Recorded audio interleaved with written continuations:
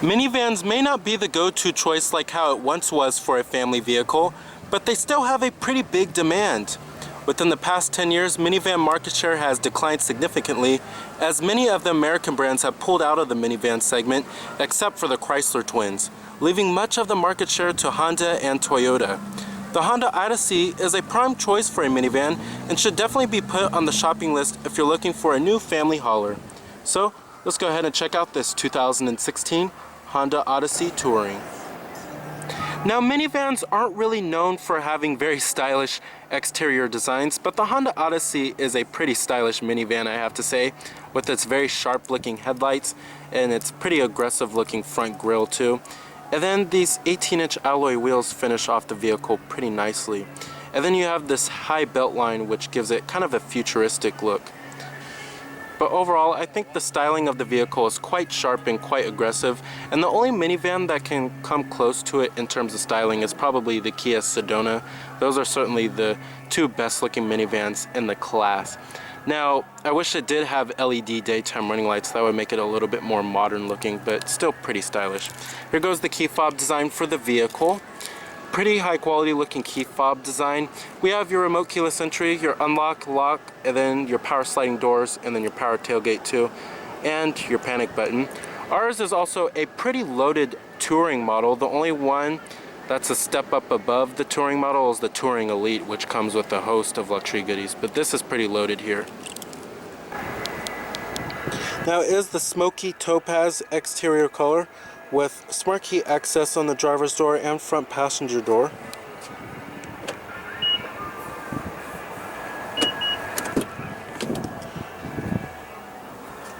Then you have a full-on gray leather interior, power driver's seat with power recline and power lumbar.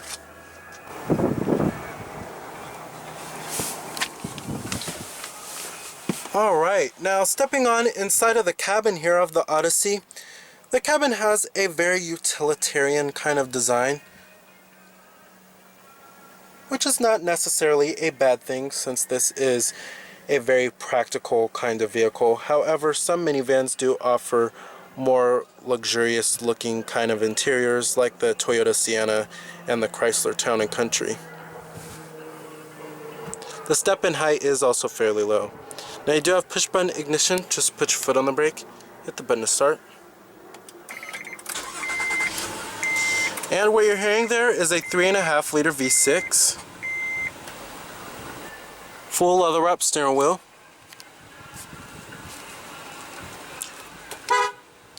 Now coming to your transmission, you have a 6-speed automatic with lower gear selection. And when you put the vehicle into reverse, this displays your rear view camera with guidance lines. You can also change the different views of the camera by pressing on the enter button here. You have a wide angled view, a normal view, and then a top down view too. And then what's beeping right there is the rear parking sensors too. And then your shift knob is also wrapped in leather. And I'm going to go ahead and turn on the lights, and then I'm going to go turn on the hazards too. Driver's window and the front passenger window are fully automatic. Let's go ahead and pop up the hood, check out the engine bay. Heated exterior mirrors with LED turn signal indicators integrated onto the mirrors.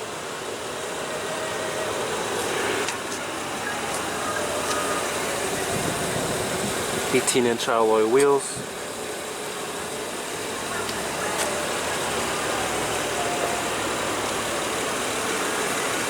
Halogen projector beam headlights with halogen daytime running lights, and you have your fog lights down below. And we also do have front parking sensors too.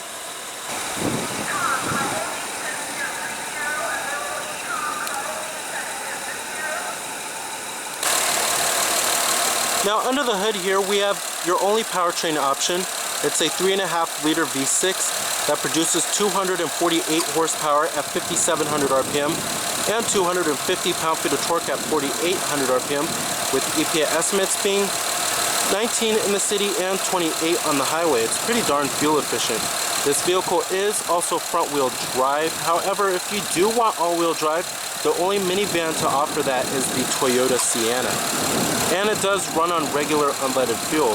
Now, the biggest thing about this powertrain here is that it has variable cylinder management, so it can run on 4 cylinders and only provides the V6 power when you only really need it.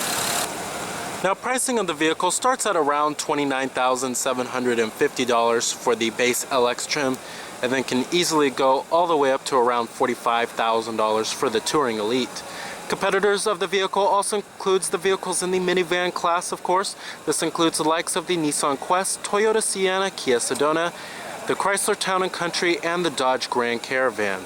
The Dodge Grand Caravan and the Chrysler Town & Country are mechanical twins, but they differ in exterior and interior styling a little bit. Now, of course, if you don't want the stigma of a minivan, you can always go with a crossover SUV, like Honda's own Pilot. Coming to the rear, you have LED illuminated taillights, not LEDs for the brake lights, however. And then you have a rear window wiper and a rear window defroster too. Have your little special touring badging. And you have rear parking sensors and rear reflectors.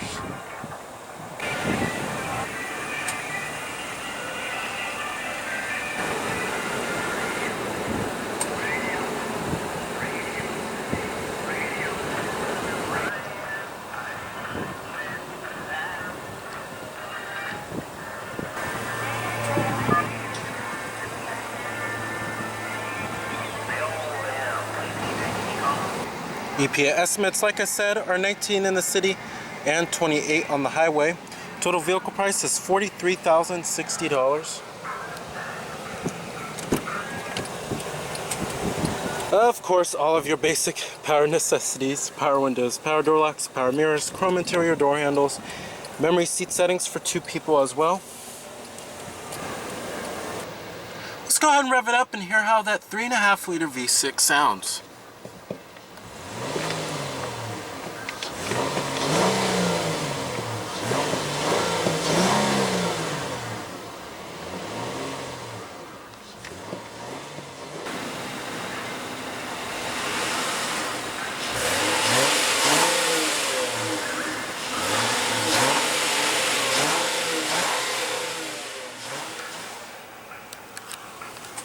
Alright, not bad sounding for a minivan. Now, the cabin design of the Odyssey, given as a whole, kind of feels utilitarian, austere, and a little plain looking at times, but that's not necessarily a bad thing. Many people want a utilitarian and practical design for their minivan. Now, build quality and materials are pretty average for the class in the Odyssey. You have nice soft touch materials up here on the upper door panel, main door panel, and the armrest. Up here on the dashboard, it's all hard touch plastic, however, and then all of these are hard touch plastic. Right here it's slightly padded, kind of soft to the touch, but not really. But many minivans in the class, many of them have hard touch plastics everywhere, so not anything that's too out of the ordinary. Now, coming to the steering wheel design, steering wheel is getting a little bit dated here. This is kind of their last generation design for their steering wheel, but it's still pretty functional, still works pretty well. You have your steering wheel mounted audio controls, Bluetooth phone controls too. Also, the Odyssey was last fully redesigned in the 2011 model year, so that kind of explains why the interior kind of feels a little dated and austere. We also have your cruise control buttons right here, intermittent windshield wipers as well. And then, of course, you do have a manually tilting and telescoping steering wheel. Kind of what you would expect out of a modern vehicle. Up here we have your auto-dimming rearview mirror, sunroof with your sunroof controls and a sliding shade, garage home link, and then your conversation mirror and your sunglass container too. Over here we also do have your buttons for your power sliding doors. I love how they put it over here too instead of up here. And then you also do have your lane departure warning, traction control off button, your power tailgate, and your parking sensors button too. Now, one unique feature of the Odyssey is that you do have the Honda Lane Watch system. So when you click on this button, pretty much acts like a blind spot detection system, but it's a blind spot camera. And then it works pretty well. And it's a very unique feature for Hondas, and I wish they would include it on more vehicles. Now, you could turn it on or off whenever you would like, but when you signal to the right, it'll automatically appear. Nice little unique feature there. Now, you do have a USB port, a 12 volt power outlet, of course, and then you have your disk drive for your DVD entertainment system. And then right here, we also do have your cool box, which it cools like waters, like bottled waters like this and stuff. Pretty cool there. And then you also do have your auxiliary input too. Coming right here, we have dual cup holders, and then you will find many nooks and crannies to store things inside of the Odyssey here. And then you have a very large center console that you could probably store a laptop inside of here. Seating comfort in the Odyssey is also excellent. The seats offer lots of support, and side bolstering's excellent. Thigh support is pretty good too. And we do get these little armrests on the side right here, which is nice, since we don't have a center console lid where you could put your arm. So that kind of makes sense. But as far as visibility goes inside of the Odyssey, it's pretty good. Lots of glass area all around. When you get to rearward visibility, however, it's not the best in the class. I would say that the Dodge Grand Caravan, Toyota Sienna, and the Chrysler Town & Country have the best visibility. But you kind of give up some visibility with that nice sleek styling that the Odyssey has. Coming to the gauges, we have full instrumentation for your gauges. We have your coolant temperature over there, tachometer, speedometer, and your fuel gauge. And then in the center right there, it basically, you could change your different settings. It shows you your average speed, elapsed time, shows you your exterior temperature readout, average fuel economy data, all that good stuff. So basic vehicle information here. One thing you will also love about the Odyssey is how much room it has. And there's just tons of room to spread out inside of here. I have lots of headroom, I have lots of leg room too, and I can't complain about finding a very comfortable driving position either. And it's just a very roomy interior. It doesn't feel cramped at all, and many people want that in a minivan.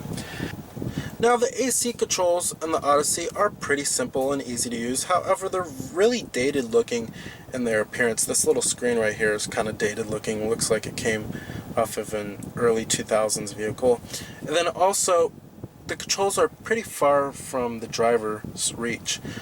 But we do have dual zone automatic climate control. Your temperatures right here, fan speeds, and then you could turn the whole AC system off, of course, and you have your different zones: front window defroster, rear window defroster, and we have your two-staged heated seats for the driver and the passenger.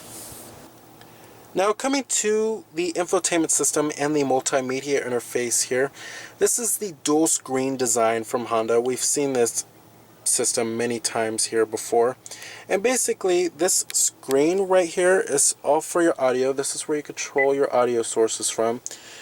Of course, we have all of the normal AM, FM, XM satellite radio, CD player, and then you also do have a hard drive too, and then your USB port, iPod integration, and your DVD entertainment system. Over here we have your Bluetooth streaming audio, Pandora internet radio, as well as your AHA internet radio, and then your auxiliary input. I love the responsiveness of this little touchscreen right here. It's superb. And then you can view your presets too. You have your shortcuts right here as well. Now, coming to this lower section right here with these buttons, this controls this screen right here, and this shows pretty much everything else from your navigation. Of course, you can enter in your destination by voice or by manually putting it in. And then you also do have your phone. You can hook up your phone and then have all of your contacts stored on here, view your call history, have a speed dial. Information gives you much vehicle information from the trip computer, traffic incidents. We also do have live traffic, live weather.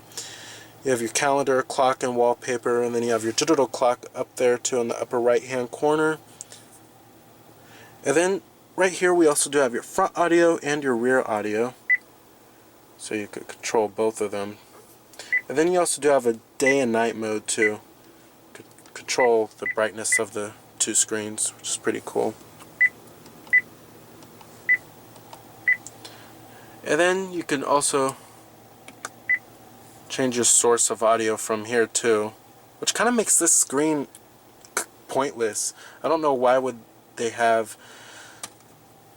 two audio screens. It doesn't make sense to me. Overall, I wish they would just have this screen and put the nav on here and everything, but this dual screen design doesn't make sense. Also, in many other Hondas, you can get Apple CarPlay as well as Android Auto, but it's not available on the Odyssey yet.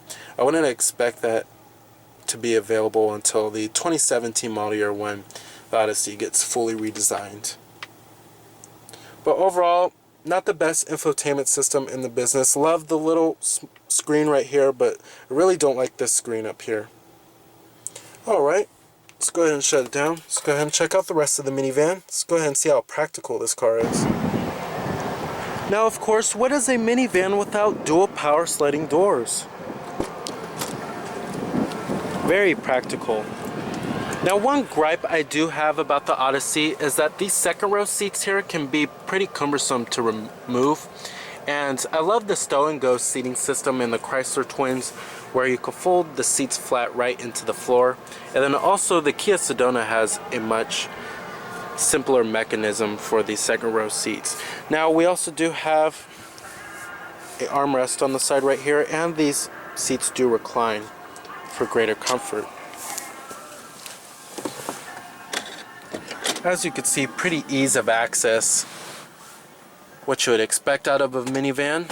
Now, sitting back here, it's very comfortable. Lots of legroom, lots of headroom. We do have dual map pockets, rear cup holders, and then also you can fold this part of this middle row seat flat for cup holders, and then also a storage pocket. And then you also have a rear entertainment system, and then a little remote for it, and your rear AC controls are all the way over there. Now, some minivans in the class do offer lounge seating where there's a little footrest. The Toyota Sienna and the Kia Sedona offer that. And some offer dual moonroofs like the Toyota Sienna and the Kia Sedona. Alright, but overall it's a very comfortable experience back here in the Odyssey. Now, one thing I love about minivans is that getting into the third row is very easy. Just pull this lever up, then it just slides right forward and you hop right in. Now, sitting back here, it's also very comfortable in the third row, and many crossovers don't have comfortable third row seating, but a lot of minivans do.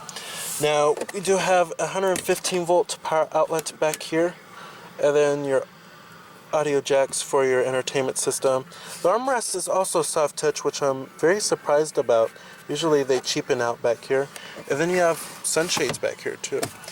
We also do have cup holders and a little storage pocket. And this is also very surprising, a center armrest for the third row. That's very rare. And then you also do have air vents back here too. Overall, it's a very comfortable experience in the third row. And then you can also get a vacuum system in the Honda Odyssey, which is available on the Touring Elite as well as the SE models. Alright. Now, you do have a power tailgate.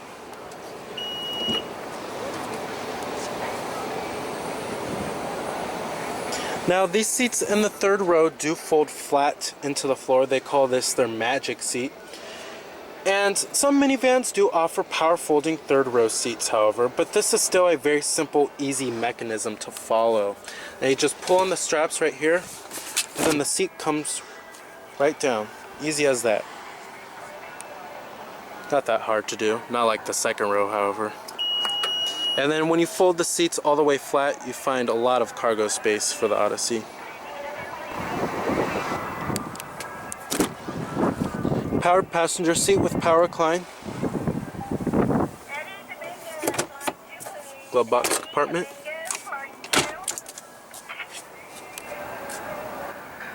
So it may not be the newest kid on the block, however, with its fuel-efficient V6 engine, its very sharp exterior design, as well as its very functional and roomy interior, the 2016 Honda Odyssey is still a pretty good choice for a minivan for 2016.